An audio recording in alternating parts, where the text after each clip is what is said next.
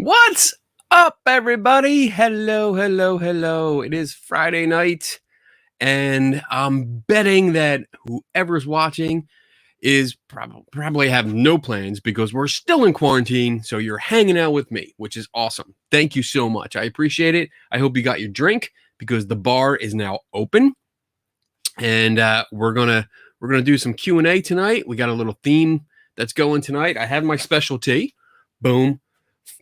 Not sponsored by Wawa, even though it is Wawa tea, with a little Kraken in it. Hey, Jason. So tonight we have a theme, but let me get into the rules first because we always have to get the rules out there just in case. They're not really rules; they're more like guidelines. That we try to stay kind of within. So basically, here it is in a nutshell. Number one, this Q&A is for paranormal related questions. If you're looking for a skeptical point of view, maybe some feedback on some things, this is the place to go. Hey, Moon. Oh, Moon Joey. Wow, that is an awesome name. Moon Joe. Wow, I love it. Hey, Dave. Hansa. Wow, these are new people. You are worst. You are worse than Stalin. Wow. Okay, I'm not sure how to take that, but okay. Hey, Taryn. Hey, Sharon. All right, so rule number one was about paranormal questions, and so we're doing paranormal related questions and getting a skeptical point of view back. So I'm pretty much your skeptical bartender, and that is what I offer you in return for you hanging out with me. So make sure you get your drinks. Rule number two: I don't know everything. I really don't. I don't pretend to know everything. I try to know as much as I can, but you know what? There's a lot of information out there, so I don't know everything. So I might tell you I don't know. We might look it up tonight, together and maybe discuss some things. Who knows? Who knows what we're going to learn tonight? I don't know, and I hope we do learn something. So number three is to promote quality discussions. I'm reading off my notes here.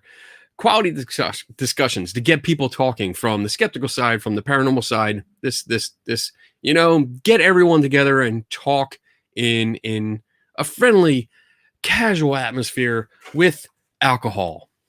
The little alcohol bottles here. Feel free to take a shot. And while you're in here, I see we got about 11 people so far. That's great. Let me know where you're from, what you're drinking tonight. I'd like to know, just so we can all share in our quarantined alcoholism.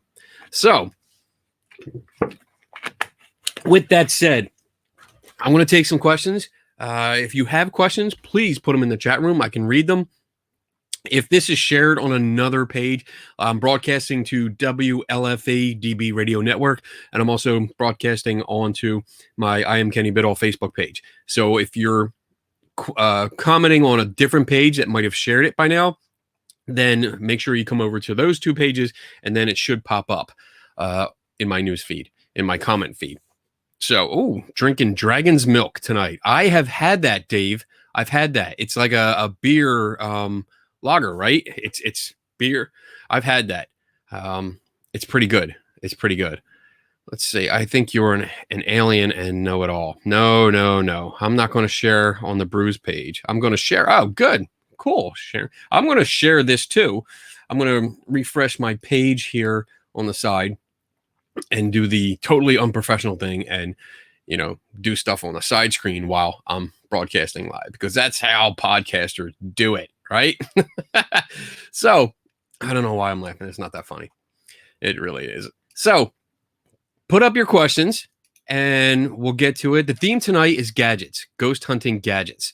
Now, I'm not an expert on a lot of things. You can see, like over here in the corner, I have a bunch of gadgets that I've collected over the years or the last few months. There's plenty more in the drawers, the cabinet behind me here. I'm not an expert on all of these things, but I have looked into a lot of them, and we can look it up. I want to talk about different things. Like, actually, Taryn, I'm glad you're in the chat room, because one of the points that I wanted to talk about tonight that I might bring up is that on her show, last night, I think. Last night or night before. I don't know. She had a ghost hunting group that was on, and they were using this thing called what was it? A phantasm box or something like that. And I looked up, there was a disclaimer. There's actually 2 disclaimers on it that really open your eyes to how inefficient this ghost app. It's an app too. They were using a ghost app for their computer. But disclaimers is a big deal. So, if we can get in that a little later, hopefully I can bring that into the conversation. Wow, look at my hair. I haven't had a haircut in like so long that it's woofing. It's all over the place. All right, so let me see. We got something here. Dave says, there are no gadgets that detect ghosts. Good show. Good night. Oh, I love it. I love it. Oh, that pretty much sums it up, Dave. I mean, you nailed it right on the head there. That's awesome. I love it. Let's see. Taryn, I've spent thousands and used none of it. I'm right there with you because, like I said, I got a lot of stuff here, and I can open the drawers here. You can see like these are all EMF meters on top here. Let's see. These are all recording devices that I got. Look, Radio Shack hack. You can't see down that far because the comment's in the way. Let me get that out of the way. So these are all meters, recorders. Look, kids, floppy disks. Well, no, these are actually just regular disks. Floppy disks were actually floppy. But I spent a lot of money on equipment too back when I was a ghost hunter. So I feel your pain. I really do.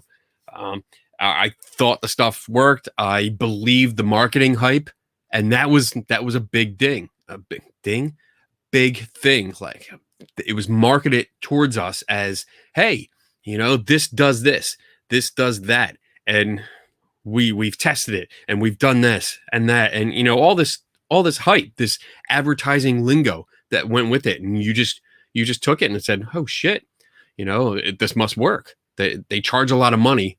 If it's expensive, it must work because it costs a lot of money. So that's the red herrings that we got into because we thought like, oh shit, with all this shit coming towards us. So Phasm box. That's it, Taryn. Thank you. Phasma box. And I want to look it up. I want to show everything because I think it was extreme senses. That's what it was that does this thing. And I want to show if I don't get any questions, I'll put this up and show you the disclaimer. So let me see if I can do this. I'm going to take away this question and I'm going to share the screen so that you guys can see what I'm talking about here. Chrome tab. Let's see if this works. Oh, there it goes. It does work. Check that shit out. All right, so let me blow this up a little bit. Well, no, I want to blow this one up. That's it. Dun, dun, dun, control. There we go. I'll figure this shit out. So the Phasma box, it's an app. It's an app that goes on your PC. It doesn't even work on your phones. And which is weird because they have it actually looking like it's on a phone. But it actually tells you no, it doesn't work. It's system requirements. It does not work on Android devices. But I keep going through. There's some things on this thing that really, really bothered me. It really annoyed me is that it has, what does it say here? This software mainly uses sound banks. So it has sound banks that it uses. So it has, that to me says it uses pre-programmed words. It has a sound bank of who knows how many words because it doesn't tell you. It doesn't give you all that information.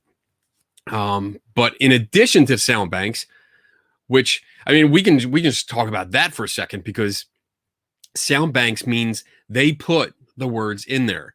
They put the vocabulary list in there, which means it probably, and I'm assuming here, this is my speculation part, is that they put in a whole bunch of words that would associate with hauntings and ghost hunts and, cursed dolls or something like that. It's, it has to be like that. So I don't know. I haven't actually played with it because I'm not paying the $20 it costs to download this app, and not worth it to me right now. But what really got to me is that if you read this next sentence, and let's say you see my cursor here. So software uses sound banks, which is highlighted here, but then it says it also uses internet radio stations, which is an options. I mean, what the hell? This is now considered an internet radio station because it's broadcasting on WLFA-DB radio network. So it's out there. You like that? How I put that plug in there? So, but it's a radio network, so you could potentially be getting my broadcast over this app. And I'm saying a whole bunch of shit, which means, yeah, you're going to get curse words. You're going to get drinking words. You're going to get all kinds of things because we're talking about paranormal stuff and skeptical stuff. So who knows what I'll fucking say. So that bothers me, but it gets better. I mean, besides the reverb and echo that they fucking add to it, which just distorts it, you're killing the data. Dave, what do you think? I mean, adding all this sound effects before you even analyzed your data, I don't even know how you pull data from this, but you're already messing with it. So you're not even getting raw data. You're already manipulating it. Oh my God. But let me go down to the bottom here where it says disclaimer. Why does it highlight everything? Disclaimer right here. So it lists all these are, I guess, different software. So these are all names of software that they put out.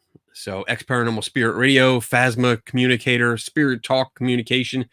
Wait, that's not even communication. Look at that word. I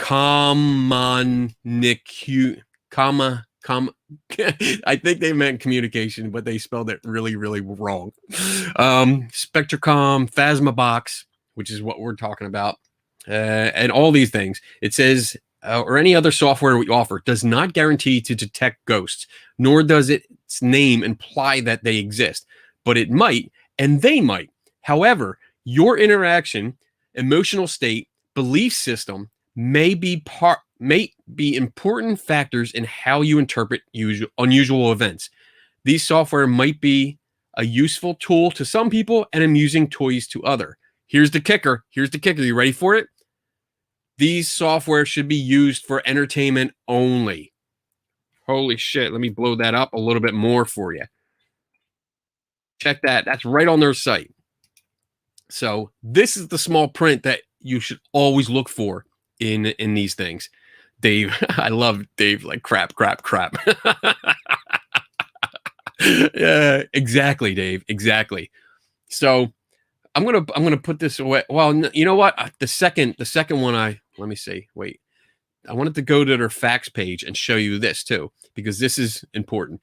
Now, there's a lot of technical questions here, mostly about software support and how they, make sure you pay first. I mean, this is that kind of site. You have to make sure you pay, and we're not going to do anything unless you pay and do this. It reminds me of another ghost hunting gadget guy in Texas. So I want to go down to this one question here. Wait, your software does not start. Where is it? Here we go. Wait. There it is. Can I contact anyone that passed away with your software? And the answer is, I cannot confirm this, and nobody can really. Like any paranormal software or app, there is no guarantee it will work. There is no scientific proof that we can communicate with the spirits of the dead, and that's a fact. So basically, before I go, I have to look over the comments to see what kind of questions have come up. So basically, this site that sells this app for $20 per person, and then a whole bunch of other stuff, has basically told you it's for entertainment only. We have no idea if it works or not because we don't know if it's possible. So therefore, you're just giving us $20 for something that we give you for entertainment. And that's it. And it really, really annoyed me because when Taryn was interviewing these guests, and it's not Taryn's fault. I don't want anybody thinking it was her fault. She was interviewing them, and they were bringing this app on, and it was just let me switch back here. And it was just ridiculous that they were putting so much stock into this app that was just blurting out random words, and they had no idea how to use it. I posted a question which Taryn asked. about the word banks or the internet radio stations. Like, what stations was it picking up? And they had no fucking clue, like none. And it's ridiculous. That's a point that I've tried to make. And I know like Dave in the chat room, because I talk to him a lot. We do another show on Saturday nights, Three Tortured Souls. Boo, plugged. But we've constantly said you have to know how your equipment works and how to use it and how to properly interpret it. And people like that have no fucking clue how the devices work and just going out there and saying this is proof positive, that's why your field, your hobby does not progress. That's why. That's one of the reasons why. So there. Okay. Now I'm off my soapbox for a minute. I'm going to go back through the questions and see what, because I saw some things came up. Let's see. Bloody ghost apps grinds my gears. Yes, I agree. They do. Let's see. 3.5-inch floppy. Yes. I have a whole box of them up in the attic, and I have no idea what's on there. Let's test some. Dave, I don't know. I'm pretty sure. No, it's not this site. I was looking at a bunch of sites today, but I have not seen anything in here that in this website in particular that says what kind of tests they've done to make sure that it actually works. And by that disclaimer, I don't think they did any test, any at all. I think they just basically took a random word generator with a word bank and dressed it up in a fancy steampunk looking app frame and said, here, we'll sell it for $20. It's $20. Oh my God. Whew. Let's see. I don't remember if Ben Radford's latest book covered this, but who started the whole EMF detector trend? That's a good one. You know what? And it didn't, I don't believe Ben Radford's book actually covered that. I think he went into more of like the use of them and the misinterpretations of EMF detectors. But from what I found, it looks like the modern, because EMF detectors, the handheld ones, are relatively modern.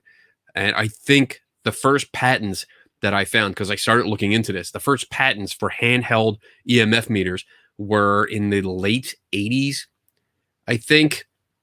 Don't quote me, because I have my research, but it's in a different file, and I haven't worked on it for some time. But I believe it's somewhere in the 80s. I have several patents that were the records for them, and the earliest. Oh shit! You know, I should have looked that up. I knew I should have looked that up, but I did have a picture of the earliest handheld, commercially available EMF meter, and I'm pretty sure it was like the late 80s that it was available.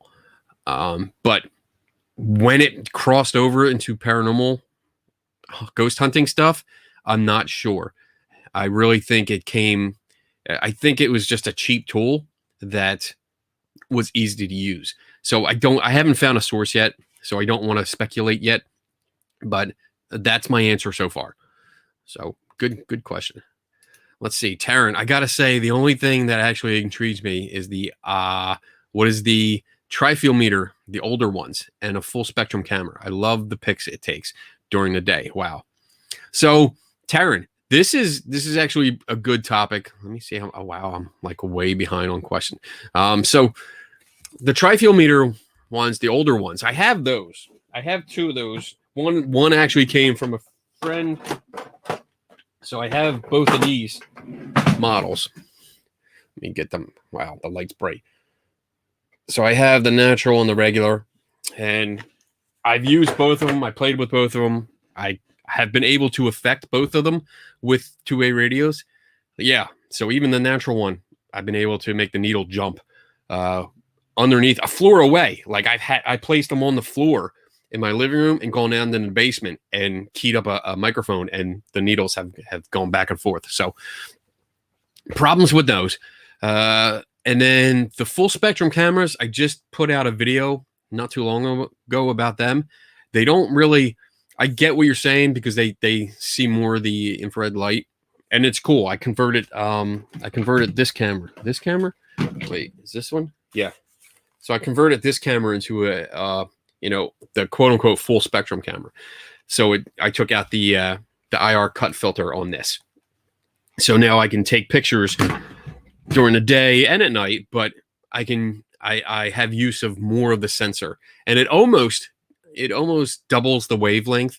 It sounds like a lot, but the visible light spectrum is like tiny. It's like when you look at a piece of paper, like this. It's like the visible light spectrum is that. It's very, very thin. So when you start broadening out into the infrared and UV sides of the visible light spectrum, it increases a little bit more so on the infrared side. I think it goes up to 1200 nanometers, which is kind of high. It's high, and that lets you do infrared photography if you have an infrared filter on it. Otherwise, you get really good color distortions. But the downside to those is most of the commercially available ones, like from ghost hunting stores that convert the cameras, they usually take out the cut filter and don't put anything else in. And then you're left, even when they put in like a visible light filter, so you're only getting infrared light, or a little bit UV light, you still have the problem of longer exposures. And that's a big problem because the camera is calibrated. Calibration is really important because you don't hear that come up too much, right, Dave? Calibration is important because it's calibrated to visible light, and the wavelengths, the size of the wavelengths of visible light is different than the longer infrared or the shorter UV, right? Am I going the right way? I think so. So the wavelengths are different sizes, and therefore you get a lot of blurry pictures. It also is like that impression that if I have a full spectrum camera, I can take pictures in the dark all the time. Well, no, you can't. You still need some kind of light source. And usually you have a little bit more infrared light, or people have like the UV lights. I think I have some here. Yeah, like these. These should be charged. I think this will work. You should be able to see. Oh, there it goes. So that's an infrared light. Like I can see the soft glow of red, but it comes up much more on the.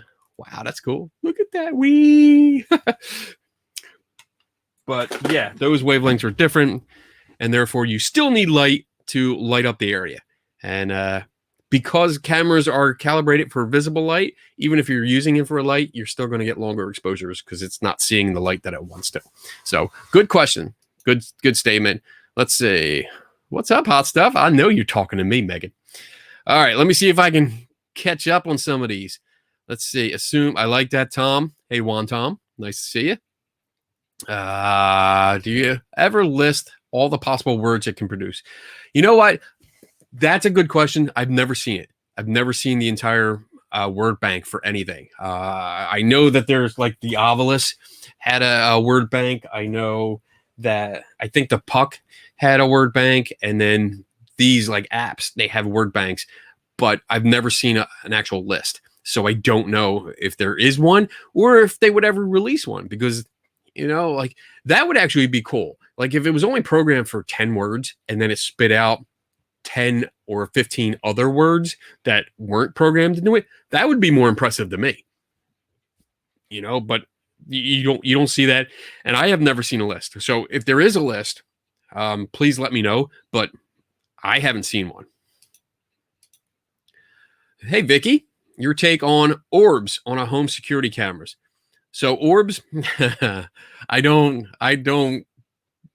take orbs as evidence of anything except something small, usually something small close to the lens, and that's the basic thing. It's either dust particles, it's usually bugs, because your security cameras, basically most of them have a cover on the lens. And that's what you have to pay attention to. It has a cover, and depending on which kind of security camera you're talking about, if you're talking old school, which have like the dome lens, or you're talking about the newer ones that have the flat lens over the camera and then over the IR lights that are around it.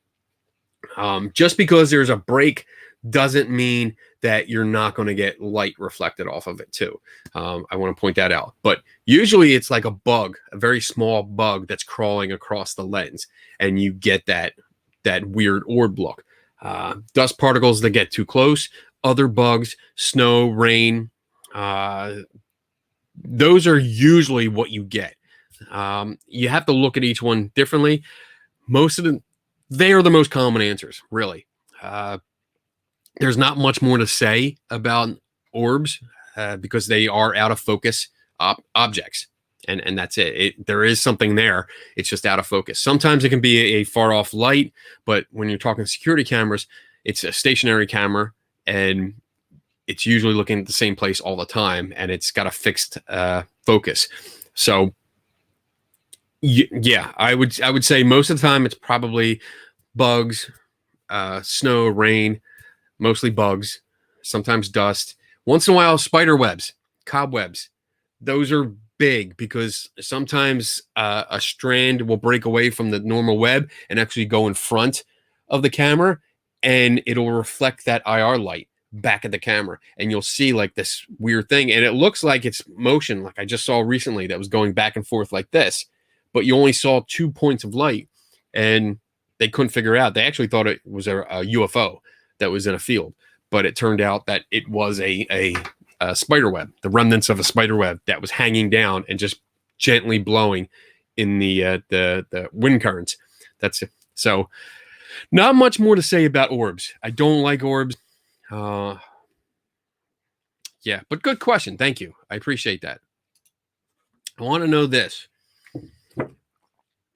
Someone told me today that the new season of the show Lucifer, Sunday, and so far it's not. That's not a paranormal question. He's showing me this stuff. All right, let's see. It's an app. Bad word. Bad word. Yes, Tom, I said fuck. Raw data first. Don't manipulate. Yes, exactly, Dave.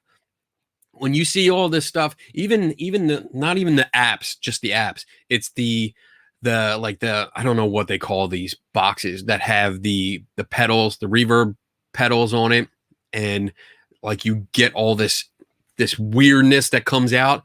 It's because it's like a ghost box, but it has the reverb pedal on it, so it distorts it. So you're not getting the raw data. You're getting a distorted data. You're distorting the shit that's coming through to make it sound different. So you're already. I'm sorry, anyone that uses that kind of stuff, you are wasting your fucking time.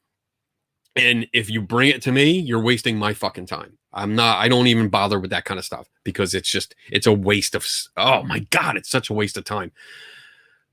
Read a book on science. Let's see. Season 4. Why would anyone depend on an app? Well, I think it's convenience. It goes back to laziness. It really does. I really think it's part laziness because I've talked about this before, and like with my buddy Dave and Tim on our other shows, and I've said this a lot. Science is hard.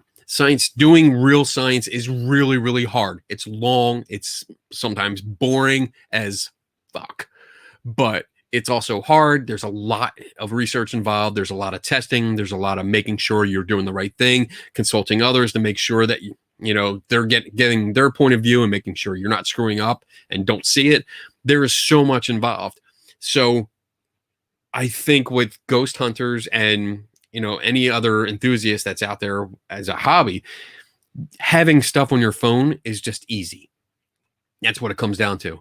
Let's have the ghost scanner. Let's have this app. Let's have this app. Or I can record EVPs on my phone. Why can't I just, find EMF on my phone? Because you can. Why can't you bring internet radio stations in so I can, have EVP sessions on my phone? I think it's just laziness. Pure and simple. It's laziness. And I don't know why anyone would use an app. Let's see. At least they have a disclaimer. Better than most selling stuff. I agree, Dave. The one that I did show was good that they had that up there. They had a real disclaimer. It wasn't a bullshit one that says, well, I mean, it was kind of went a little bit with the, it might be real, but it might not be. They were teetering on the edge there and then came back on the good side. But some sites, like I've gotten some equipment from, like this piece of shit. They all out try to tell you, yeah, take it to a haunted place. You'll be amazed at the results you're going to get. And it's been tested by dozens of paranormal teams. And then when you go back and check, It wasn't actually tested by a bunch of paranormal teams. It was just given to a bunch of paranormal teams so they could use it and then talk about it and promote it. Free advertising. That's what I think they were looking for. But yeah. Let's see. Oh, hey Jen. How you doing? Woo woo. Nice. Let's see. At least they put that out there. That is bullshit. All right, I'm trying to catch. I think I'm catching up to some of these. All right. Ha ha ha. There's so much behind Kenny. There is a lot behind me. A lot. Yes, I have Children's Book for Demons, Tobin Spirit Guide. I have the Magic 8 Ball right there. I have a Tribble from Star Trek. Of course, Leia. There's an alien, alien head. I have a bunch of stuff back here. Let's see. 2 average size orbs behind Kenny. What are you trying to say? Like over here? Oh, you're done. Let's see. I'm not putting that comment up. That's a dirty comment. Jupiter, what's up, buddy? How would you even be able to determine a baseline for something of which we have no scientific understanding? So, for example, temperature readings. You could take temperature of a room for years, same time every day. How often would give you a good baseline? Who knows? Oh, that's good stuff. That's the Kraken. So, for that question, and I'm sure Dave's can chime in a little bit for this, but for that question, I would say like taking one temperature reading per day wouldn't be enough. I mean, you would need something for like one of the data loggers that are out there connected to a laptop or some kind of server where it would actually take maybe like every second. It would monitor the temperature change for temperature changes. It would monitor every second, 24/7, 7 days a week, and just go for I don't know, weeks, months. I really don't know what a good time frame would be. I guess. I mean, I would as a rule of thumb, I would say a month at least. Actually, I scratch that. I would actually go with a year because you want to get a full cycle through seasons, and see what kind of changes that depending on where you live on the planet, what the seasons are, and how like different things like storms would affect it, different weather patterns. You would need all that data for over a year. So yeah, every second of a year, I would say would be minimum. That would be my recommendation, but I'm not a scientist, so take it however you want. But again, when comparing it to like a ghost, because I think that's what you're getting at, the part about we have no scientific understanding. So what is a ghost? What effect does a ghost have on the temperature? We don't know. I mean, some people claim there's cold spots and that it sucks out the, ready for it, energy out of people and things and the air and stuff. Energy. Every time I say energy, we take a drink. Okay, that's the rule.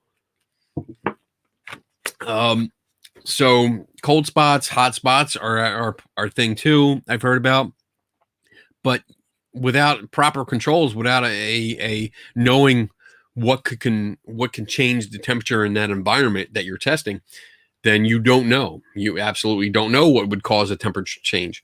So there's a lot more involved. See, this goes back to how hard science is, because you need to control the variables. You need to know what's going on, and what's going on not only with what you're doing, but what's around it, because you have to control all of that. So very hard. How you would do that, how you would determine that any kind of temperature change has to do with a alleged ghost, no idea. I have no idea. But I have a temp gun. I do have one of these temp guns. So I'm ready. I have another one downstairs. This is an old one, a Raytech. Ooh, these things. One of the things that I always found funny with these things when I see people use them is that they didn't realize how much of an area this would affect. because if you look on the side, that gives you a distance ratio. And for this one, I'm going to get my cheaters out here because I can't see how small these things are. So this says, oh my God, I need more. It's very small writing. So I'm getting out my magnifying glass here. So this says, holy shit, this is reading a 4.5 inch, so 4.5 inch area at 3 feet. So you'd have to calculate. And I did this, I think, for a hallway of like 100 feet once. I don't remember exactly what the distance was. But you got to imagine that if you're pointing this at something 3 feet away, it's reading an area of 4.5 inches. And then that just goes out exponentially as a cone. And you have to take that into account when you're pointing something like this down a hallway that's like 60 feet, or 30 feet. That's a long way, and you're going to get a big area that you're reading. And it's going to take the average of that too. So you're not getting, like, if you got like a 68, that's not a 68 like where your little laser pointer on the top goes. That's 68 for the average of the entire area that you would have to calculate. Oh man, that would be great for Dave. I think he loves that kind of shit. But I've done it once, and I'll have to do it again. Maybe I'll do a video on that and just run through it and see how, like, a 30-foot or 60-foot hallway, even like a 10-foot room or something, how big the reading circumference would be. Whew. All right. Let's see. Cynthia, what's up? Hey. I'm going to butcher your name, and I apologize in advance. Lanali? Friday Compton. Did I say your name right? I hope so. I apologize if I didn't. So, Ron, Princess Leia's origin. Oh my God, you guys are stuck on Princess Leia. She is mine. Let's see. Boom. Nope. Oh, Dave. Let's see. Dave says, Jupiter, correlation to other events, positive versus negative controls. Look for X. Oh, he's getting all on that techno bab. See, this is how hard it is right here. This is how hard science is. All this shit right here. Oh my goodness. Energy. We are going to be next week. We drink every time. So that's always been a rule. Quick plug. Tomorrow night, I'll be doing 3 Tortured Souls with Dave and Tim, and we're going to be talking about energy. That's our topic, and we're going to talk about the different forms of energy and then how people in the paranormal community use it. So tune in tomorrow night. We'll be doing that. Oh my God, energy. God damn. Let's see. Hey, Kathy, how you doing? Still loving your symbol. Wait, I got it on. There it is. Let's see.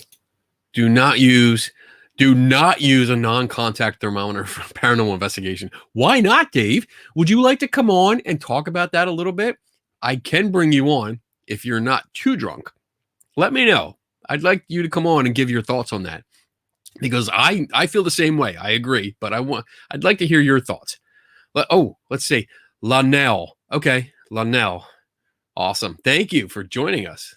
Awesome. Lanell. I'm going to have to write that down for the next time so I don't screw it up. Hey, Carolyn. Carolyn's Creepy Corner. Let's see. Fortron is your favorite, isn't it? I don't know what that means. Skipped my question. What was your question, Tom? Put it back up. Let me look. Tom. I'm looking. Things are flying by, and sometimes I skip stuff. You're going to have to put the question back in because I don't see it. Oh, wait. Let's see. Is this it? What would you say is the most lame or hokey device that has been used and widely accepted within the paranormal communities? What was the most lame? Wow, that is a tough call because there's so many. There are so many. All right. So I would think the most lame, hokey device is the flashlight trick. The flashlight trick is probably the most hokey fucking thing there can be, because it's the LED, not the LED, the incandescent bulb, the tungsten bulb that they used. These flashlights where you manipulate the head and you turn it on for a little bit, you get it heated up, and then you start getting it in that sweet spot where it just turns out, and you're like, oh, all right, I think I got it right there. And then you leave it for a while, and it starts blinking on and off.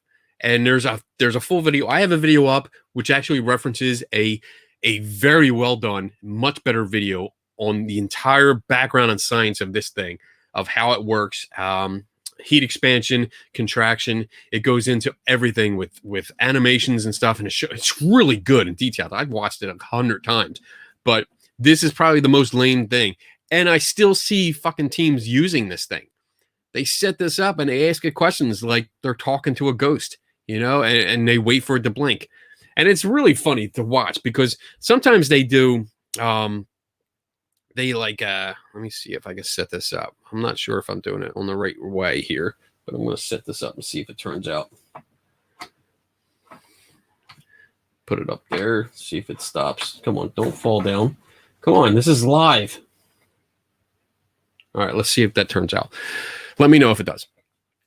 I totally forgot. Oh, I've seen people use this, and they ask questions, they swear by it, and it's just ridiculous. I'm gonna move on, but that's the most lame, I think. And right after that, I would say, oh man, the Xbox Connect, using that thing. I think that's really, really bad. Or I mean, up there. Oh, wait, is it going there? There, wait, it's going. It's come on. It's almost. Come on, go out. It's flickering. Yeah, come on. Go out. Oh, it's hanging on. There it goes. It's out. I did it. I must have a ghost here. I must have a ghost. Now we'll wait until it goes on.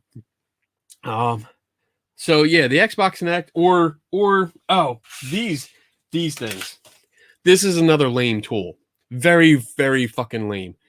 Because this was put out by a semi-famous ghost hunter that was on some kind of TV show. And I investigated this. I wrote a whole article about this. It's marketed towards paranormal investigators and research. It is the vibration activated light sphere. And it's supposed to come in to be very sensitive and then light up if a ghost wants to touch it. But it's a fucking cat toy.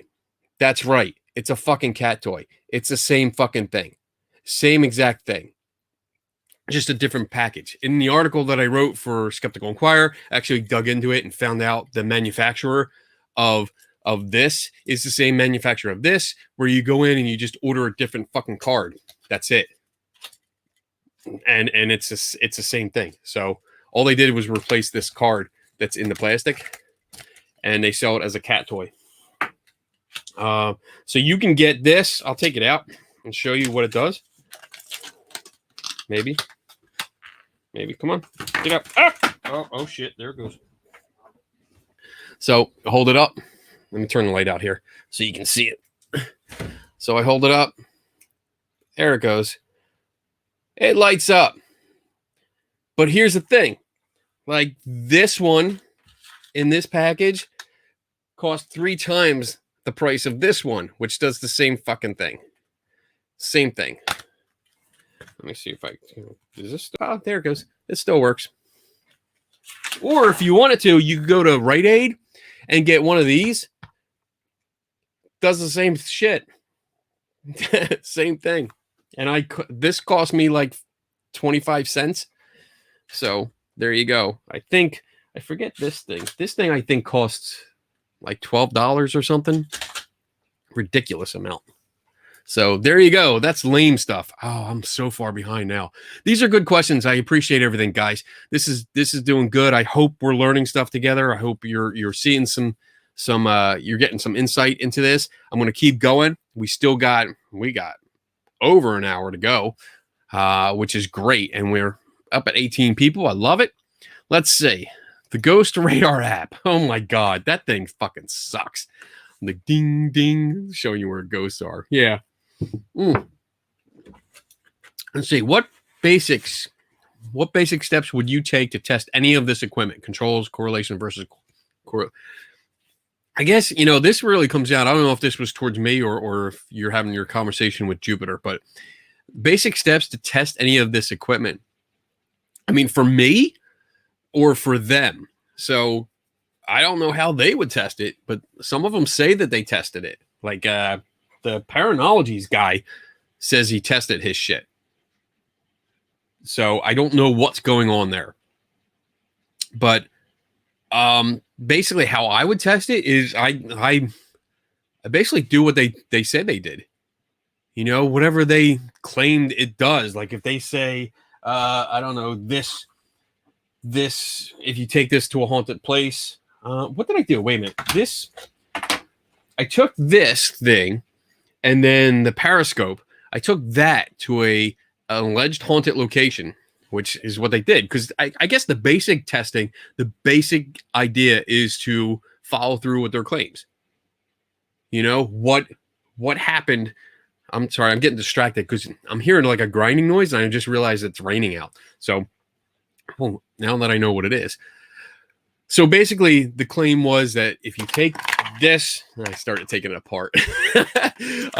If you take this and the other device by the same guy to a haunted location, you would be amazed at the results. So that's what I did. I took it to an alleged haunted location that had a reputation for being haunted, and I left them out. I turned them on, fresh batteries, and then did all the questions. I did exactly what you're supposed to do with them and waited. Nothing happened. And hours went by. Luckily, I had the place to myself, but hours went by. Absolutely nothing happened. So then for me, the basic tests, which are not so basic, is then I start taking it apart. Then I move from this part of my desk over to my forensic part of my desk, which has my big light stand that I take pictures of everything with, and I can zoom in. I have a camera mounted, and then I start taking things apart, sawing stuff open, because a lot of the stuff is glued. Like this thing was glued. I had to pry the battery packs off to get a look inside, and I don't know what that was, but. And then I'll open it up because a lot of them don't have screws. They're sealed shut to try to keep you out, which doesn't work when you have tools. So I guess that's the basic stuff. And then what happens from that point, I don't know. It depends on what I find and what I reveal. Usually I look at the individual components and then look them up online to see what they actually do versus what is claimed to be going on. Figure out how it works. I contact different experts that would actually know and work with this stuff, and say, how do you do this? So like even with this thing that I've been showing, which I really don't like promoting him, but the components in there to make it light up when it does light up are the same components that have been in my little ghost that I've been promoting, that Jonathan Vanover made for me. Same components on the inside that do basically the same thing. So yeah, so I'm gonna that's all I got for that question. I hope that was okay. Let's see, the static electricity devices. Yes, static electricity. Let's see. All right, now I gotta scroll down because I went back for that question. Let's see. All right, there skipped question. Great video. Oh, I've posted it, but you still have the deniers. Yeah, you know what? There's still going to be people that deny, and that's just part of it. That is definitely part of it. You're going to have people that will watch the video and say, no, you know what? It's not, you're not right, because I had this one time at band camp that, my device lit up and there was no reason for it. And those kind of people, I usually ignore. I ignore them because it's a waste of time. Because first of all, your anecdote does not trump what the data says. It really doesn't. I mean, sometimes your story of what happened your one time at band camp, is a direction to go into, to look into. Yes. and a whole bunch of different anecdotes, or a whole bunch of the same anecdotes, are definitely like a big sign pointing you in a direction to look at. But it's not hard data. I know Dave's probably going to argue with me on that, but when you tell me your one time that it worked for you, that you think it worked for you, may not have worked for you the way you think it did. And that comes down to questioning, start asking about details. Like, did it really light up? Did you ask the question again? Did you do this? Did you do that? And really fine tune the questions in order to weed out like the assumptions. But the big assumption is that when they say, I know it works because it happened to me this one time. And you don't know it works because it happened one time. You really need to test it multiple times. Like, did it work the next time? If it didn't, why not? So yes, the deniers are going to be out there. Sometimes they don't want to believe it because they've already had, they're already convinced, and they want to be convinced. They want to keep going with it because they have a vested interest. If they've paid like $150 or $200 or $300 for a device, and then suddenly they're hit in the face with this information that, no, your Xbox Connect picks up furniture, not ghosts. Then it's like, oh, they feel stupid, and they don't want to just turn around and say, well, I wasted my money. I'm all right. I'm done with it. They want to keep using it, and they'll keep pushing it because they spent that money and they want to keep going with it. Yeah, deniers are everywhere. Let's see. Juan Tom, what do you say? Always has the best question. Whatever. He's got some good questions. If you haven't checked out Juan Tom's YouTube channel, it's renamed This is Tom's World on YouTube, which is awesome. And check it out. Does cool videos, little adventure videos. Check it out. Let's see. Bob. Hey, Bob. What's up, buddy?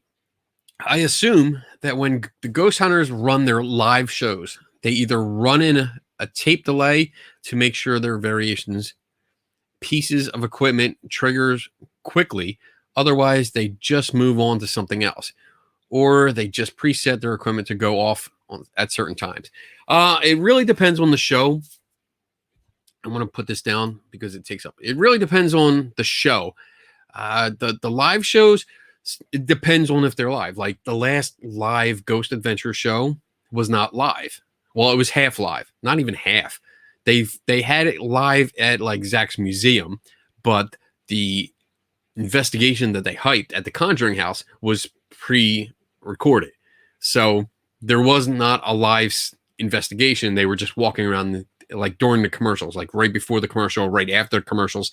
They would do some kind of live thing at the museum where they would talk about how haunted, whatever, one of his items were, and then they would cut back to the Conjuring House investigation. I haven't actually watched any of the live streaming ghost hunts, so I don't know what is going on there. But I would probably speculate that let me get back to your question here. I would probably speculate that they do have, these shows don't employ any kind of controls. They really don't. Not that I've observed over the years, but they have no controls in place. So a lot of the false positives they're getting, they normally get. They really do get, and they're edited together. Yeah, and usually they're edited so there's a lot more quicker. But during a live show, yes, I think that if they don't get something right away, then they move on to something else. But they can still get the false positives from the camera crews, from anybody with a walkie-talkie. I mean, a lot of their meters will go off with a walkie-talkie, a two-way radio. So it's really easy to be off camera, way off camera, or in another room and key up a mic, and you can get something to light up. So other than that, I don't really know because, again, I don't watch their live shows. But good question. Good question. Let's see. I've been to locations where they have people make things happen. That's from Carolyn. Yes, Carolyn, I agree. I've seen it. I've heard that.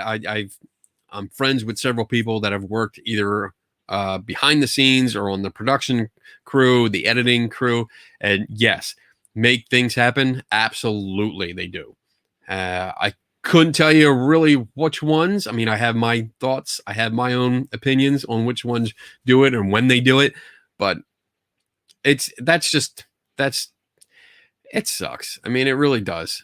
I know it's for entertainment, and people keep telling me it's just for entertainment. No, it's not just for entertainment. And I'm gonna get on my soapbox again. It's not just for entertainment.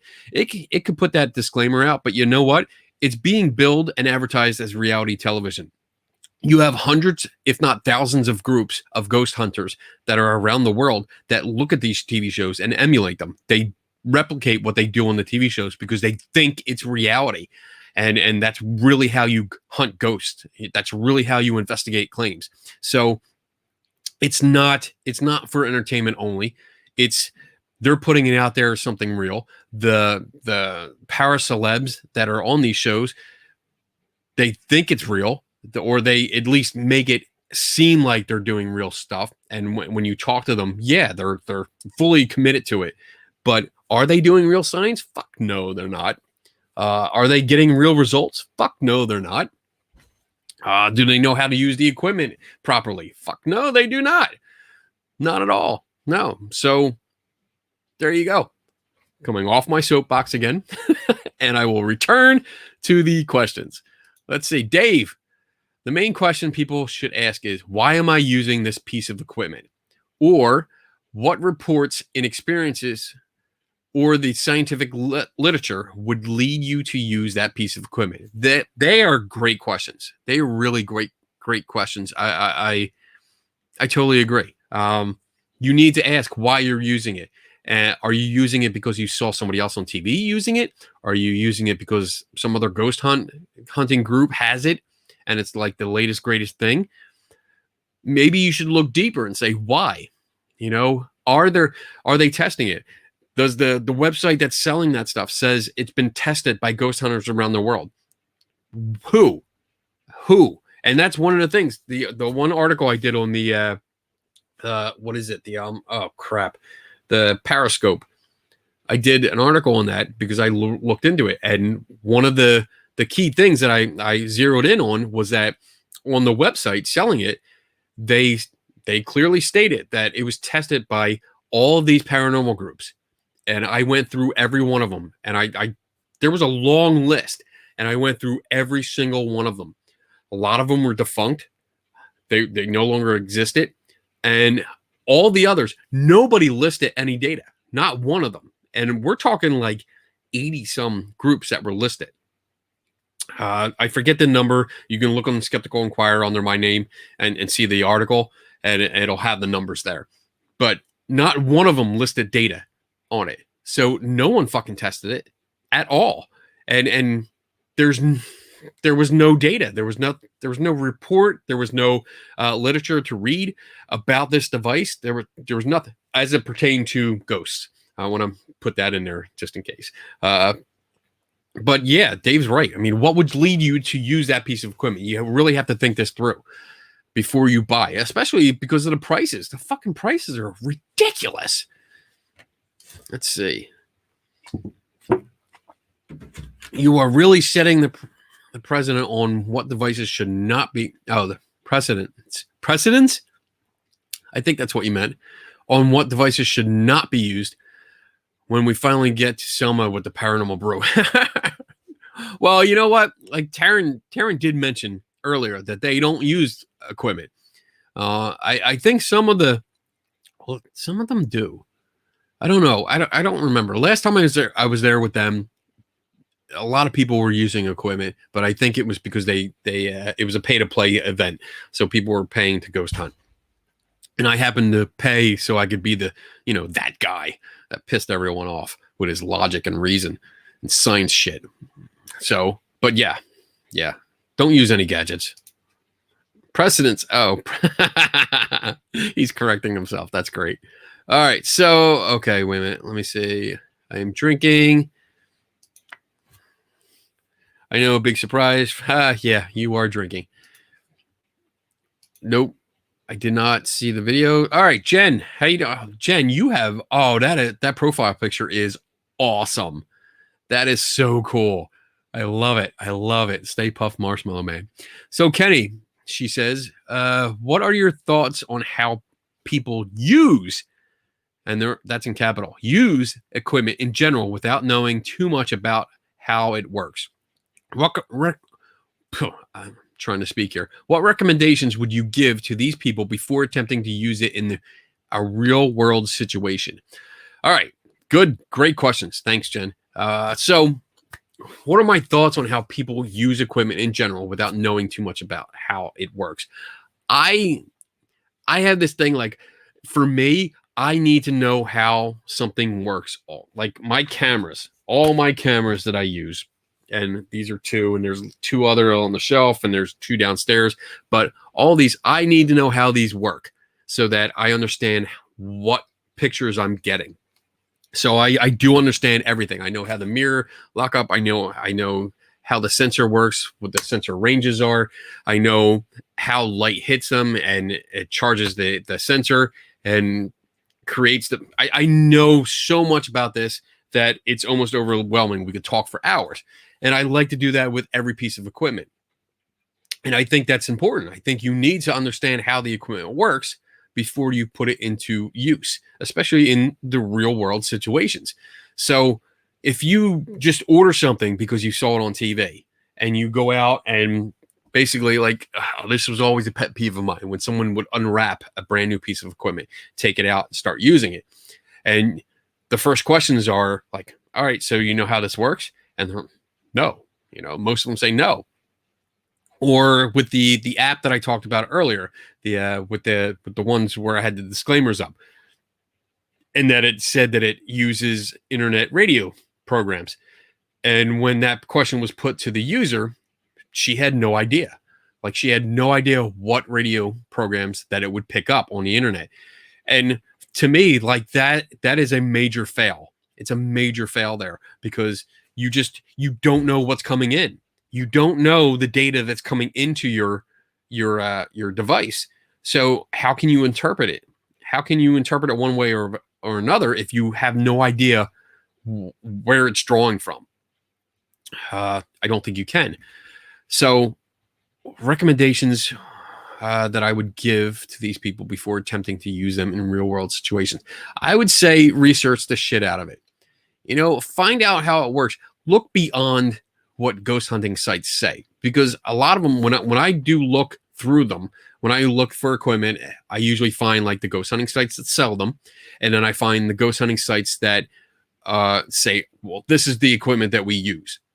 And in both of them, I usually find descriptions that are the generic descriptions. They don't actually tell you how it works. They tell you like for like one of these, Dave's favorite toy, it's basically, oh, if you just point it and pull the trigger, it reads the temperature on the surface. And that's the description. They don't go into exactly how this works, what it's looking at, how it converts what it's reading into a temperature reading. Which if you want to, I just posted it right before I started the show. I posted a video from a manufacturer of these on how it works. So you can check that out later. After this show, don't go away now. So I would research it. Like go to that's actually good. Go to the manufacturer. Find out who, like this is a Raytech. Go to Raytech's website and see what they have to say. Most of these companies have like YouTube channels too. And you can go on and see videos where it explains how the equipment works, how it really works, not just, point and shoot. It tells you what happens when you point and shoot, when you pull the trigger. So learn what it does, learn the components. What's the major, when it gives you a string, like, because sometimes they do the flip side, these websites, they give you the flip side. Instead of giving you a generic, like simple description, they get into a lot of big words that are hard to understand. Take the time to understand each word. Look it up. When it strings together a whole bunch of stuff and you're like, oh my God, my head hurts. Take a breath and then look up each word. Make sure you understand how it works, because sometimes it's a very technical way to say something simple, and they do that to sound sciencey. Sometimes it is. Sometimes it is part of science. Sometimes it's not. So you want to make sure you understand what's going on,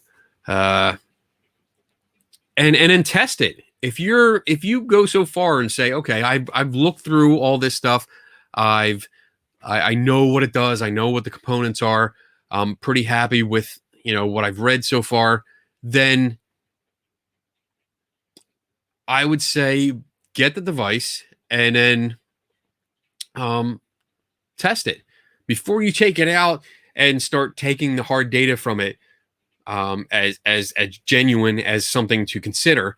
Then test it at home. Make sure that the claims that are being made on the website where you bought it are as, I guess, as valid as possible. I don't know how valid it could be, especially if they're saying it detects ghosts or something like that. If it says like it picks up static and it does something with static electricity, it makes something go off or whatever, generate static. You can do that with, what do I have? I had something here. Oh, I have this, a PVC pipe, and I have bubble wrap, and you can make static by doing this. This looks funny. I know there's going to be jokes, but you can do that. You can generate a static field from this. Now this is charged, and if I put it over something, I wonder if I can do this. So I can do, all right. So let's see if this works. You might be able to see this. So there should be a light on the dial. Oh, there it goes. See it on the side here? Wait, this side. There it goes. So that's me making that go off. And I played with it. Oh, turn this thing off. It's so annoying. I played with that a lot and the other device that I had to see what would happen. How far could I be away from the device with this charged up and still affect it? Like the other device, I found I was like 3 feet away. And I was like, wow, that's a lot. If we're sitting around and this thing's right here and I happen to move and it's the right environment, I create a little static, I can make it go off. So research from good sources, not just ghost hunting websites. Go to manufacturer sites.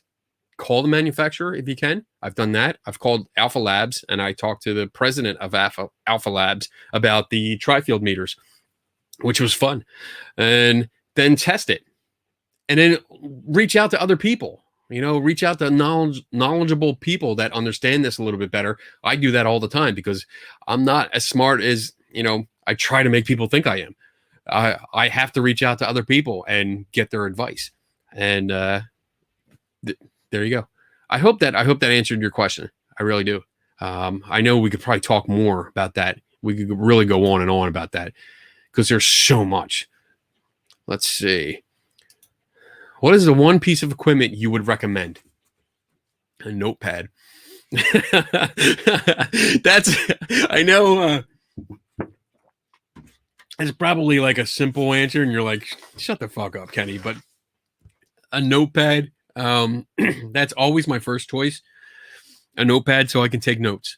I have notepads everywhere in every bag that I own, in a glove compartment, everywhere. The notepad and pen.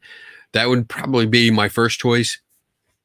And then for me, I did go through, there was an episode a while back where I went through my whole pack that I take with me. And it really depends on the situation. Sometimes I have a general contents, because I'm trying to prepare for everything. But like one piece of equipment will not cover every claim. So you really need to know what you're dealing with. If someone sees a shadow all the time, then let's see, what do I have over here? A spirit level wouldn't work if somebody's seeing a shadow. Like a spirit level would be useless. But if someone feel like they're off balance when they're walking down a hallway, then yes, a level would come in handy for me. But let's see, one piece. So yeah, notebook would be my one piece of equipment that I would recommend. I'd also recommend a camera, just because I like to document everything. I like to take pictures. I would recommend a digital recorder for taking quick notes. If you can't write something down, if you're in a, if you're, I don't know, in a tight spot, exploring something or looking like in the attic or something, you just can't write it down right away. then, or if you hear a strange noise, if you step on a floorboard and you hear a certain creak that was like, oh, you know what, this might be what they're hearing, you can record it. So definitely would do that. I know that's like 3 now or 4, but my first choice, notebook. Absolutely. So let's see. Kathy says, when I go out with my fam to ghost hunts, we just go. Son may do a video or audio with his phone and pics. We have stories. Okay. I have stories. I have lots of stories. Most of them start with rum. So let's see. Other people are answering this. I love this. Carolyn says, in my opinion, besides pen and notepad, I suggest ditched EMF meters, recorders, and other gadgets and get video cameras to use. Not to catch an apparition, though that would be cool, right? But for cross-reference of events during the investigation. I agree. I mean, that's good too. A video camera is good. I usually take video now with my phone, and there I go with the phone. But I actually use it like, weekend adventures. I go out. I have a whole rig with a separate microphone and a handle and everything for my phone now. So it's a camera rig now. So I would use that to take video of everything. I also use a 360 camera. I have a 360-degree camera, which is great. It takes 4K video, and that's awesome when you're walking around. I need a rig that actually goes on like the back, like attaches to a backpack, so I can have it going while I'm walking around, because then I'd have a 4K video record of everywhere I went, which would be awesome, because that helps you determine what's going on. Let's see. Wait, so what's this, Jennifer? So your comments on the media, most of these people who are producing these shows do not know any more than what the general public knows about the paranormal. They are not experts, nor do they even claim to be. They're uninformed about the real knowledge in the field. Believe me, I know, as I work in the field. Most of the people producing the shows do not know anymore. Yeah, I agree. Than the general public. I think you can go one or two ways with that, because the general public is getting their information from the TV shows. So I don't think the TV shows and the people on the TV shows know more, but I think they believe they know more, and they promote that stuff on the TV shows, which the general public takes as reality, and then there you go. It's a vicious cycle. But yeah, I agree. They're uninformed about the real knowledge. Yes. I agree. I totally agree. Let's see. Kenny, you can use my back anytime and gadget. Oh, that's a story on its own. That's pretty cool. That's a cool profile picture you got there. I like that with all the equipment there. Let's see. Bob, I researched a data book we had to read for work about how greater charter schools are. About how great charter schools are. And when I did research, more than half of the charters mentioned in the book closed, or the data was bad. Glad to see you dig deep, Kenny. Yes. And that's what you have to do. I mean, I talk about skepticism with paranormal claims, and that's my hobby. That's what I do for a hobby, sometimes a paid hobby. But I apply it to everyday life. I mean, I really do. Like this is a perfect example, Bob. I mean, because it's like you're reading a data book that has to do with work. It's your job. And when you started digging into the references, you found out like, oh shit, most of this data, like these schools have been closed. So where's this data coming from? It brings up questions. You have to look at, and say, is the data, is the claims, is the information being presented, is it real? Is it verifiable? You have to verify this shit. There's been books I've read. There's one book in particular that I won't name the name of the author because I don't want to, but it was about conspiracy theories and like fantastic stories and conspiracy theories. And it was supposed to give you the conspiracy theory and then the real information.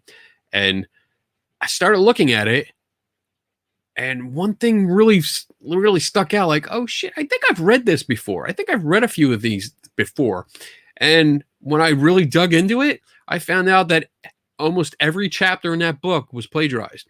They simply took it off of different conspiracy theory websites. And one of them was about the fucking mermaids or mermen. That was a Discovery Channel hoax video or hoax show that was put out. And this book made it sound like, oh, I did real research and this is what I found. And it was all the information off of the fucking hoaxed video website.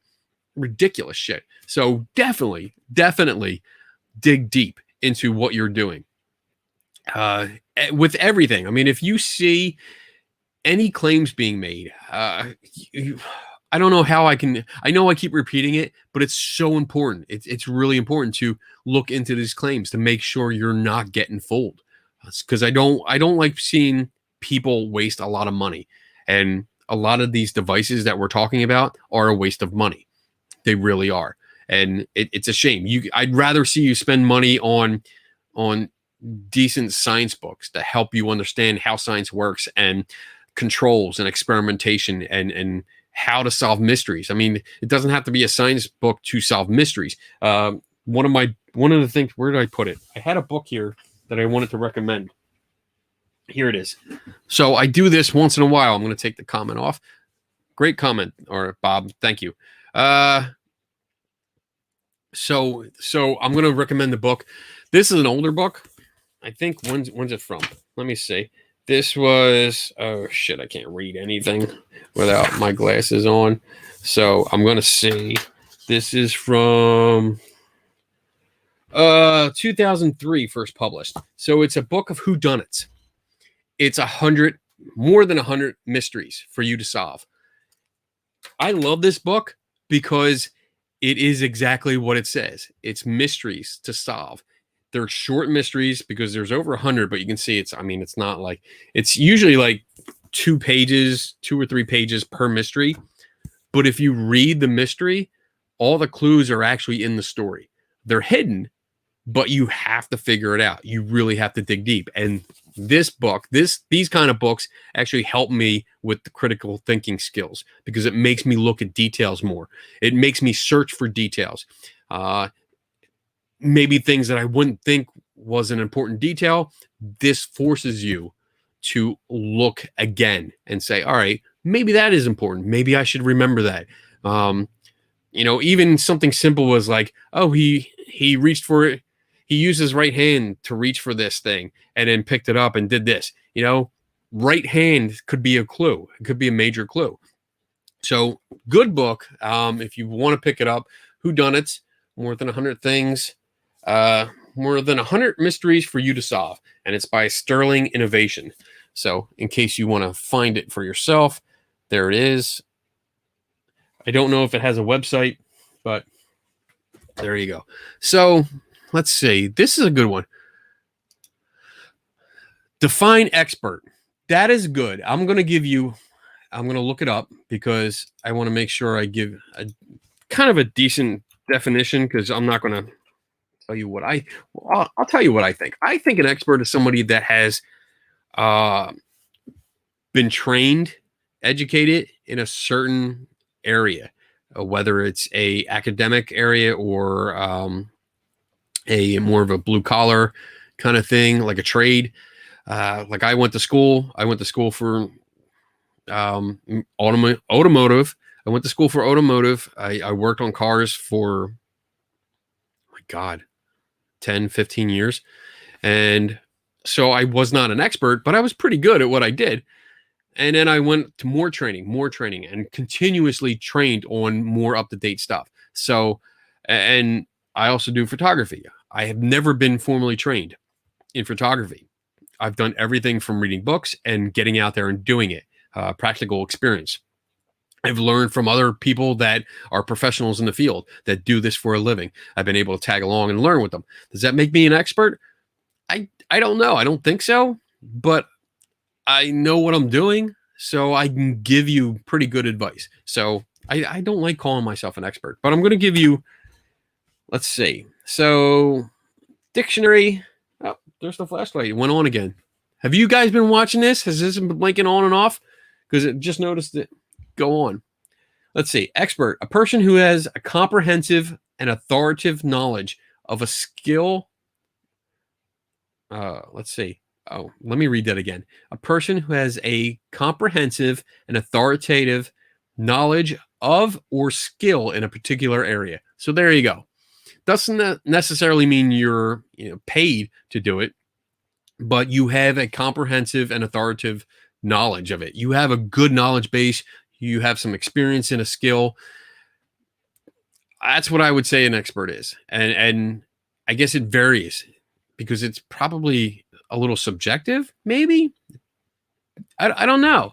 Because I would say if you have some academic training, if you have trade training, you could be considered an expert. I don't ever consider myself an expert, but I go to people that I've known, like Dave in the chat room. Statistics. I hate saying that word. And anything that has to do with parapsychology, he's really up on it. He knows his shit with it. So I do go to him. I consider him an expert, or his expert opinion. So if there's something else, like I have Joe Nickel. I call him once in a while because he is an expert on forensic photography and other areas of forensic science because he's been trained in that. If I have magician questions, I have several magicians that I can talk to, especially mentalism. My friend Mark Edward, he's mentalist, really damn good one. And I consider him an expert in that. So I can go to him and ask him questions. Solving mysteries.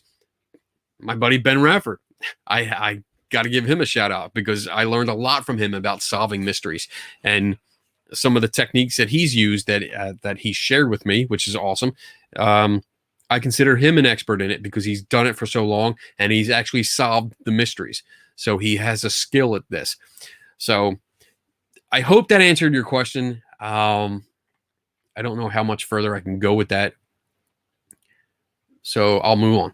I hope so. I hope that answered your question, Kathy. Thanks for asking about that. And Dave's answer: TV personality or paraceleb. Just kidding. No, whatever. Let's see. Oh, he's cursing me out now. Dave's cursing me out. Oh, wait. Oh, shit. I'm jumping ahead here. Again, I try to scroll down the comments and it jumps. I don't know why it does that. Let's see. True. I'm going through. Oh wow, I'm just catching up to my comments on the notebook. Stop rubbing your pipe, Kenny. Wow, I don't know what that means, Ron, but my pipe like this? No. Is that a weird thing? Let's see. Good answer with a notepad. Thank you, Dave. Let's say, honestly, a notebook is a really good piece of equipment for every scientific adventure. My notebook is always with me. That's Bob. Yes, Bob, I agree. That I keep a notebook everywhere. Hey, Ted is here. About time you showed up, bitch. Kathy. Oh, Dave says, Kathy, yes. At least the parapsychologists and scientists in other fields usually have masters or PhDs, and they have been trained on how to conduct proper scientific research. Lay people can do this too, but most don't. Yeah, totally.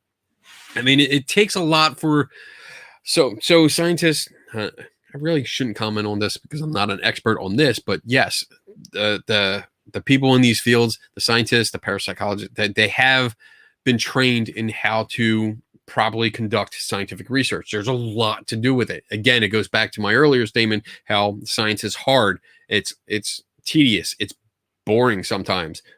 There's a lot involved, a lot more than you really realize. And for most lay people, they don't want to do it. Or if they're not aware of it. To be fair, a lot of them are not aware of how involved science really is. Because again, I think they take it from TV because they see it, and you have your TV paracelebs coming on and saying, oh, this is a scientific piece of equipment and we're using it and we're getting scientific data and this and that. And they're using science as a buzzword, like energy drink. And it's just, it gets fucked up. And the general public gets a misunderstanding of how science works. So Whew, there's a lot. There's a lot there. That's good. Thanks, Dave. I'm glad you're in the chat room, Dave. Let's see. Zach Baggins. Ron says Zach Baggins is definitely uninformed. I agree, Ron. I totally agree. I put that up. Hey, let's see. Zach. Kathy says Zach has kind of went zigzag. Just my opinion. Oh, he went totally zigzag. Dave asks, are there any photographic anomalies you can't explain? I'm sure there is. And it really goes back to, like, this is the kind of question that's hard to answer properly. I mean, the short answer is yes. There are photographic anomalies I can't explain. Again, I don't consider myself an expert. I'm really good at what I do, I think, at solving mysteries or figuring things out. But there are photographic anomalies that I can't explain. And what they are, I don't know. But I get a lot. I think many of them come from UFO stuff because I do consultant work for MUFON. So like East Coast investigators will send me photographs from time to time, and they're like, "Hey, can you give me your opinion on this?" And sometimes it's like a black dot, on this vast sky. I'm like, I have no freaking clue what this is. I don't know. Could be a bird, a plane, could be Superman. I don't know. So there's plenty of times when there's anomalies that I can't explain. I try to give some suggestions, like, okay, it could be anything, really. And I have actually said that a bunch of times. This could be anything, like literally anything. It could be anything from a leaf that was blowing across the road or your path. It could be a bird in the distance. It could be an airplane. It could be a drone. It could be a balloon, because these are all options that are plausible, So it's very hard sometimes to figure it out. But with a lot of ghost photos and video, it's usually more confined. It's usually more confined inside of a house or a building or a room or a hallway, something like that. So it's not much easier, but it is easier to start breaking down the components, the details that you see in the photograph, and determine sometimes size. Because if you know the room, you know how big the room is. You can figure out how big the room is, and then thus determine possible sizes depending on distance. And that's a big deal too, because if you don't know the distance, you can't determine the size. So yeah, the short answer is yes. There are ones that I cannot explain. Good question though. Let's see. Jennifer. Kenny, we really need to do a show about paracelebs and where it's going wrong. It went wrong from the beginning. But yes, I'm totally down for that. We should do a show with that and just talk about paracelebs in a good professional way, except for Zach. So there we go. All right, let me try to scroll this down without jumping like 20 comments ahead. Let's see. Linnell, right? Did I say that right? Oh man, I should have wrote it down. I didn't write it down. I was going to, but I didn't write it down. I have learned to just use plain common damn sense to use the best equipment we have for free, our eyes, ears, and instincts. I understand where you're coming from. I don't always agree with that. I know I keep doing that. I don't know why. I do know why. I shaved right before the show, and it's kind of like itchy. That's why I keep doing this. But back to your question, our eyes can be fooled, our ears can be fooled, our instincts aren't always on par with what's really going on. And I know we use them all the time, and we constantly think that we know what we see or hear, but we don't always do it. And there's numerous, I can't list them all, but if you do a search on like do we really know what we saw?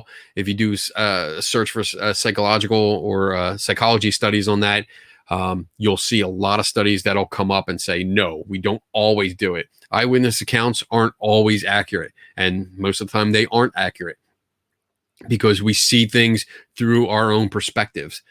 We see it through our biases. So sometimes we fill in the gaps. Sometimes we don't see or hear something because we don't want to see or hear something. Other people interpret it differently. I can't tell you how many ghost hunters I've come across, how many UFO hunters, how many Bigfoot hunters that I've come across where they swear that they saw Bigfoot, a ghost, or an alien in the woods, in the sky, in a house. And when you break down the details, it's not what they saw. So these are people that are relying on their own senses, yet they are mistaken. And that's why we have to go with all the details and really do a thorough investigation of the claim, not necessarily doing a stakeout, but do an investigation of the claim and really get digging. But yeah, I mean, I do the same thing though. I really do rely more on what I see and what I hear, but I also repeatedly look and listen repeatedly, looking for what's going on. And it doesn't mean I'm always right too, because I fuck shit up too. I get things wrong.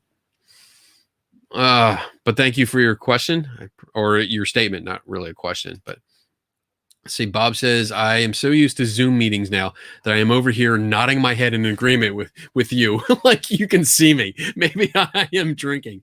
Oh, that's awesome though. I'm glad that there's interaction enough that you're doing that and you're forgetting that it's just me talking and I can't see you. Maybe I can see you. Maybe. I don't know. Bob, you should come on if you have a question. I'll let you come on and you can ask a question in person if you want. Is everybody afraid to come on? Because I offer it. Like as long as you have a webcam and a microphone that works, you can come on and ask a question. Not everybody, but if it's a good question that really needs clarification. But instead of just listening to me all night. But I appreciate it. I mean, we've stayed up in the high teens for most of the night, which is great. So let's see. I am going to look at, Bob says, I'm going to look at a book. I've used law. I got to order that book. I guess, yeah, Carolyn wants to order the book. So it's Whodunits. It's a good book. It's cool. They're cool mysteries. And I really do love it. I read it every now and then. I go through it and just try to solve the mysteries. And it works really, really good. So let's see. Oh, damn it. It jumped ahead again. Why is it jumping ahead? All right, there we are. Kenny is a rum expert. That's Dave. Yeah, you know what? Even though I'm a rum connoisseur, I don't think I'm an expert yet. I'm getting there though. Oh, Dave says, thanks for the compliment, Kenny. That means a lot. You are certainly an expert in solving mysteries and getting to the truth of claims. Thank you, Dave. I appreciate it. But I mean, the compliments are well deserved. I stand by them. I don't sugarcoat or kiss anyone's ass. So whatever I said, because I forget what I said, but whatever I said, I meant it because, it's, I don't like to bullshit people. And I think most of you have seen me. Like, if I don't think someone's telling the truth, I'm totally out there telling them. But, I have no issues about calling people out. But on the flip side of that coin, if you did good work, I have no issues telling you you do good work because, you do good work. It's got to be appreciated. Let's see. Kathy says, I have knowledge on various things, but I've never claimed to be an expert. The reason I have certain knowledge is because I equip myself with information about that knowledge. I was asking someone else about defining expert, but thank you for your answer. Oh, okay. So I answered somebody else's question. So no big deal. But yeah, I mean, I do the same thing when I don't become an expert on a subject, but I like to familiarize myself with an expert. And when I investigate different things, depending on what I'm writing about, because my articles cover a wide variety of topics. They all have to do with some kind of paranormal topic, whether it's mostly ghosts or gadgets or Bigfoot or UFO claims, what have you. It's all in the same genre there, but they all take me in different directions I've never thought to go before. So I learn about history, about people, about devices, about components, about how electricity works in different ways.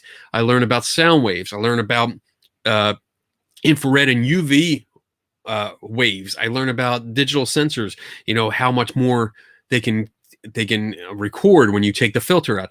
There's so many topics. I mean, it's mind-blowing how many different directions I've gone into and research, and I love it. That's why I love this hobby so much, because it broadens my knowledge about so many things.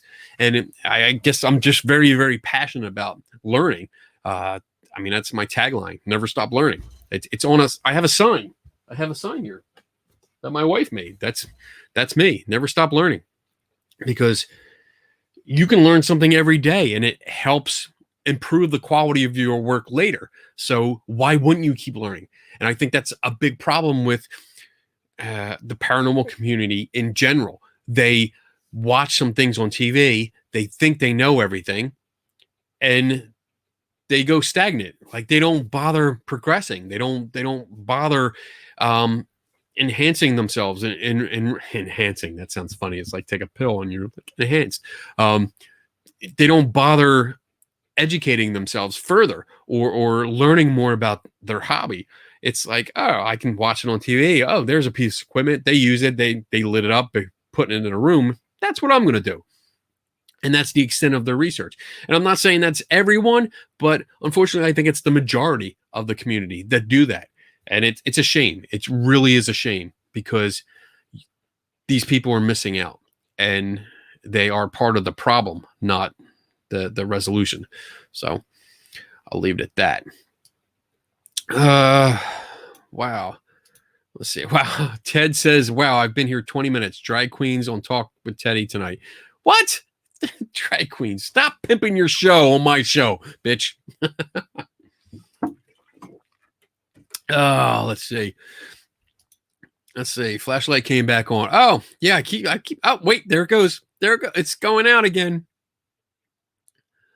Come on. Now, see, we're not asking the questions. We're not doing anything. We're not calling out to ghosts or anything. And it's still flickering. It goes off. It goes out. So, yes, exactly. No, cool. All right. So let's see. Dave, do you think we need to trash everything we have been doing and start over with equipment? Like, when you say we, what do you mean? Like, who are you including in that? Because I don't think everyone is using it wrong. I think that like these things, trash them. They're useless. These things, trash them. They're useless. Stuff. I guess what it comes down to is stop using equipment when you don't know how to fucking use it. I think that's really what it comes down to. You don't need to. I want to say you don't need to trash anything, but then I'm conflicted here, because yes, I think most of the data that's collected, not evidence, but the data is useless, because it's collected under horrible conditions and interpreted by people that don't know what they're interpreting, and they're interpreted with heavy biases. So I do think that most of the data is trash. It's just trash. Let's see. Start over with equipment. Do I think we need to trash everything we have with the equipment? If we're talking about the ghost hunting equipment, yes, yeah, because the stuff that's marketed towards ghost hunters it's usually cheap shit sold at high prices that are common items. Like I think I've said it before, like the trigger objects, the REM pods, and like the teddy bears and the dogs and the dolls and stuff. They're all the same fucking component. They're all this. They have the same component in all of them. So you're buying 20 different things and it's the same shit. Does that detect ghosts? No. Not that we know of. So maybe you're right, Dave. I don't know. I start over. I start from scratch. I think we can dial it back a little bit, because I think more of the early investigators, the early pioneers, probably had a better toolkit than what we have today. What, like not we as in you and me, but we as in the ghost hunters of today. I think their toolkit just sucks. I think it sucks. It's just a lot of overhyped marketing bullshit that yeah, it does need to go away because it's just the same shit over and over again. So that's a good question. We should explore that more. I think when you, me, and Tim, maybe that's a topic for when we get together, because I think that's a more in depth conversation than just me sitting here giving you like a 2-minute answer.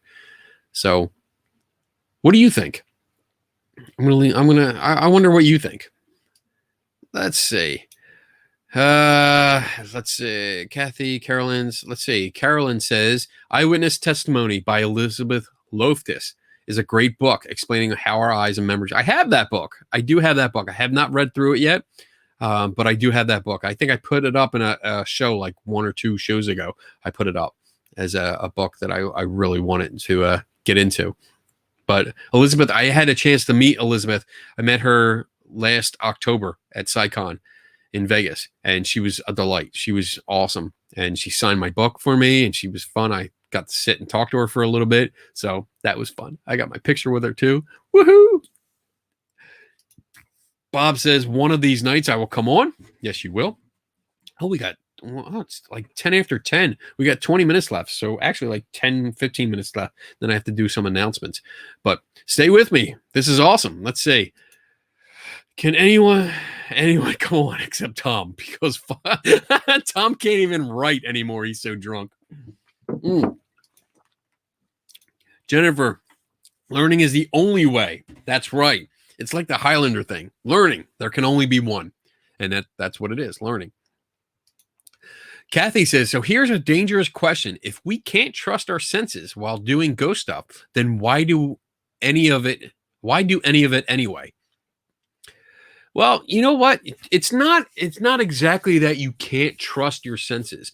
It's, yes, you can be wrong. You can misperceive something. You can look down and see something, and your interpretation is different from what you actually see. Because we all see the world differently. We all hear the world differently. But that's why you try to record it.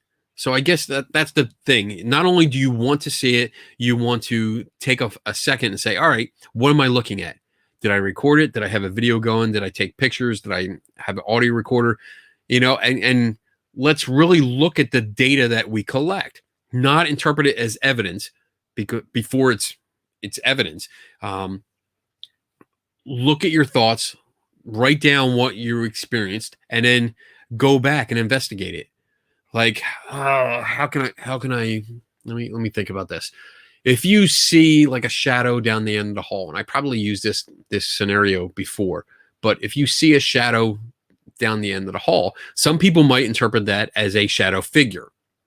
And there's people out there that will do that. They'll immediately say, I saw a shadow figure at the end of the hall.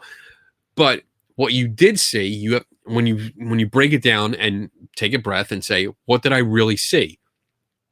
You saw a shadow. What did it look like? You have to think about this, because sometimes it happens so quickly, you don't get all the details that you think you did. And then that's where the filling in the details, the filling in the gaps comes, because as you start telling people, you start filling in the information, because it's what you think you saw, not necessarily what you really did see. If you had a video camera going, that will help, because then you can look at that and say, oh, that doesn't look exactly what I thought, or maybe it did, this and that, and go back. Why do you do it? We all have experiences, and why not? I know that's not a great answer, but it's like this is like throwing the baby out with the bathwater. It's like, if you can't trust your senses, then why do it at all? That's not a good way to think about it. It's better to understand your drawbacks, understand the limits of your senses, and understand that you can be fooled. And once you understand these things, you can take a different look at your experience, and you can start investigating your experience. Go down to the end of the hallway, see if there's anything that would cause that shadow. Are there open windows? And by open, I mean like the curtains are drawn where light can come in from outside. Is there something that's swinging in the breeze? Like you could see a shadow. Perhaps it's a moth that's flying around, and it happened to go in the path of light coming out in the hallway. These are all little details that if you just took the experience and walked away, you wouldn't know. So yeah, you can't always trust your senses, but knowing that you can't always trust them helps you go into greater detail and more of an investigative style, because now you're really searching to confirm or deny what you think you experienced. I hope that makes sense. I do, because that's a good question. It really is, and I hope my answer made sense to you. And if not, feel free to shoot me a message later, and we can probably not tonight because it's getting late, but shoot me a message later and we can get into that a little bit more. But that's a good question. Let's see. Dave says the amateur ghost hunting community, and I'm not sure what that was in reference to. Jennifer says, are your listeners working on knowing more about flashlights or fleshlights? Oh my goodness. I love the people that watch this show. I love it because you get a mix. You get the seriousness and the people that get jokes like fleshlights. That's awesome. Let's see. Carolyn's out of here. Have a good night, Carolyn. Thank you for stopping by. I appreciate it. Let's see. Kathy says it helps. I'm shaking my head yes to what you're saying. Oh, good. I'm glad. I'm glad. It is hard. It is difficult sometimes with these shows where there's one-way interaction, or there's not interaction. It's one way, and I have to wait for the comments to come up. So it's a little hard to make sure like I'm getting across my point. So thank you for the confirmation there. Let's see. Bob says, in response to Kathy's questions about our senses, I swore I saw a ghost at Eastern State Penitentiary. Took a photo and shared it with Kenny years ago. He analyzed it and explained that the shadows down a long hall. Oh, explain the shadows down a long hallway made and still does complete. Oh, it made complete sense when he explained it. Yeah. So sometimes, yeah, you get confused. You see something and it's like, what the fuck did I just see? And it helps to take a picture. It helps to have video. It's something solid that we can look at. And then analyze. And then we can usually look, especially if we can go back to the place. I mean, that really helps. That really helps when we go to the location and say, okay, let's look at this and this and this. And A, B, and C add up to this conclusion. But if we factor in D, E, and F, that factors into a different conclusion. And it really helps to look at all the details on scene to be able to come up with a good conclusion. So awesome. All right, Carol. All this started because of what people think they see and hear. So really, all they need is a video camera and audio recorder, right? But that's too boring for TV and YouTube, or even to keep ghost hunting, right? So let's see. And I don't do this because, like your question is killing me. No, it's because I'm thinking. Let's see. We don't need just a video camera and audio recorder. Good notes help. Good notes, because there's a lot of factors. There's a lot of environmental factors that need to be taken into consideration. That's why on-scene investigation is so important, because if you can go there, you can look around and see what's going on in the area. So I agree that, sometimes it's just boring for TV and YouTube. And you need, like, especially now, because like all these ghost hunting shows want to do like the latest and greatest thing, even though they don't understand it and they can't explain it to the audience. They want to use it because it's like a cool new gadget. So yeah, they're using this shit. But I think it takes more than just a video camera and audio recorder. You need a good notepad. You need attention to detail. You need to be able to go back over and over again. Data loggers. You need to be able to capture data over a long period of time to see if any anomalies are really anomalies or if they're part of a pattern. So much involved, so much. And I apologize if I cut off my answers short, because there's just so much involved with some of this stuff that it takes way too long to explain. But I'm happy to discuss this more later. So again, like if you want to, you can shoot me a message later and we can discuss this in greater detail. Hey, Paul Browning finally showed up. Great. Awesome, dude. Nice to see you. Appreciate it. Let's see. Flashlight tricks. Waste. Yeah, I have that one set up back here. It's been going on and off, I think, all night. I haven't been paying attention to it, so I don't know. Just remember, this is from Ted. Just remember, this doesn't mean ghosts or shadows do not exist. So, yes, you're right. It does not mean, well, shadows, I mean, that obviously exist because you can create shadows. So I can create shadows. I'm putting this over. See, there's a shadow right here now. It doesn't mean ghosts don't exist. Yeah, it agreed.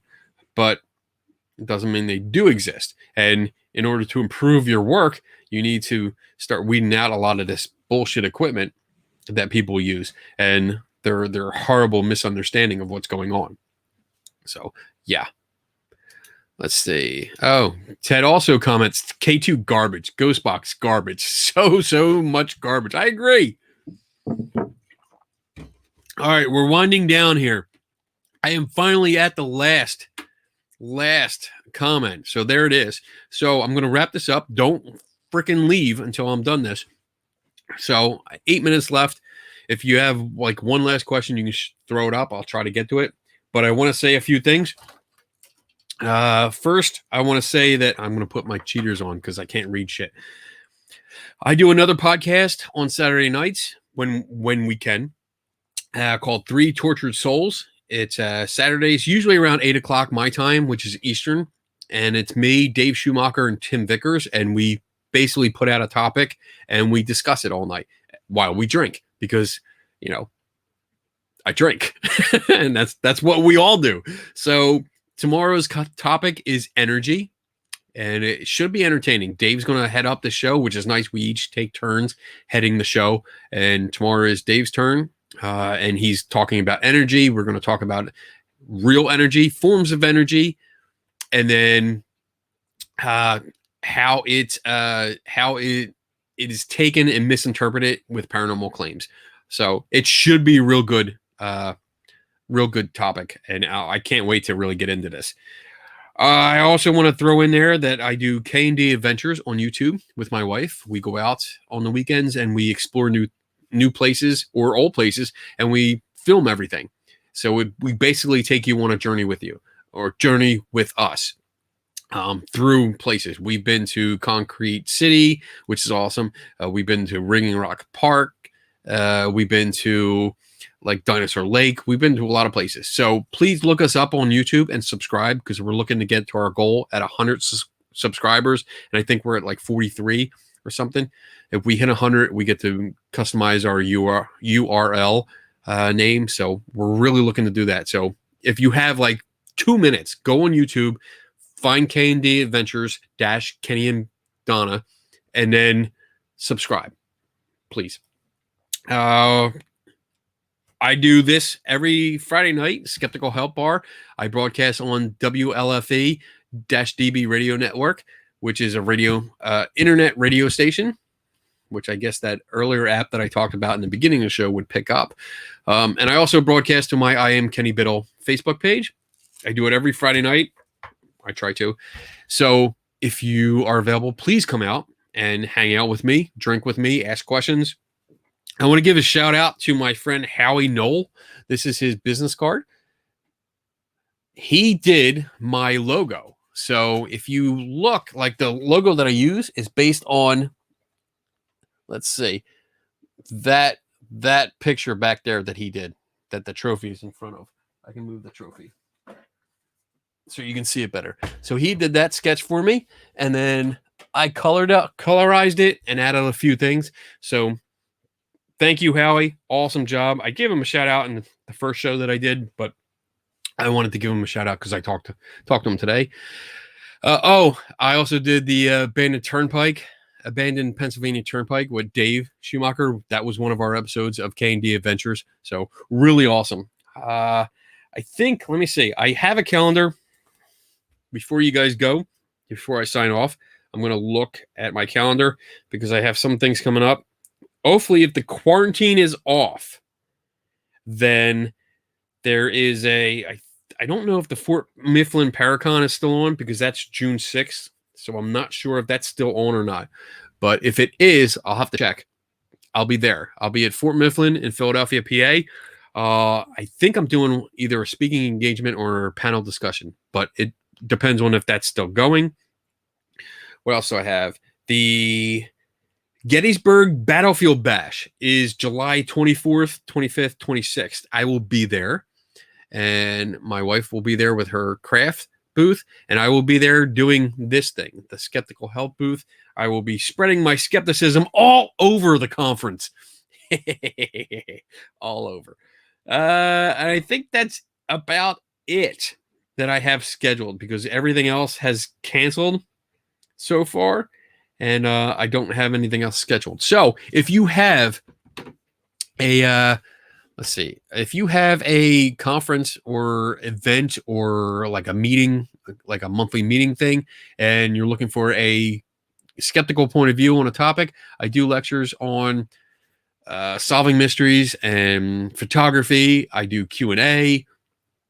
I just bring a skeptical point of view. So if you're looking for somebody like that at your paranormal conference, reach out to me. I don't mind coming out, and my job to me is basically to spread information and to help improve the quality of everyone's work. So if I can offer help, I do it. And that's it. So let's see. I think that's it. If Kenny gets me his schedule, I will get it in the calendar. Whatever. I don't have a schedule. Damn it. I live on the edge, Ted Van Son. All right. So I will get this. I will get that. All right. I think that's it. I think that's all the questions. Thank you, everyone, for showing up, for hanging out with me on this Friday night. I hope you all drank enough to feel good. I hope the questions were answered to the best of my ability. And that's basically it. So with that said, I would say never stop learning, and have a great weekend.